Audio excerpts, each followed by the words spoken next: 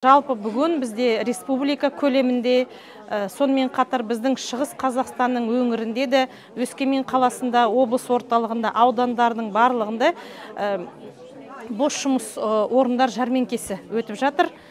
Бұл енді бос жұмыс жәрмеңкесі бізге ең бастысы қазіргі біздің мансап орталықтарында жұмыссыз ретінде тіркелген 17 мыңнан астам адамға өзінің жұмысын табуға өте үлкен мүмкіндік береді.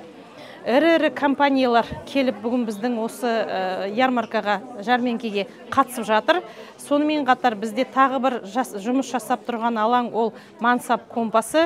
Бұл жерге біз 9-шы сынып түлектерін, 11-ші мектеп бітіріш түлектерін және де колледж бен университет студенттерін шақырдық.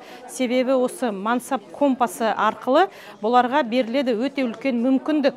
Ол бүгінгі күнге дейін қай салада қандай жұмысшы керек, оның жалақысы қандай, я болмаса бұл мамандыққа оқу үшін қай қалада қандай университет бар екен толығымен ақпарат береді.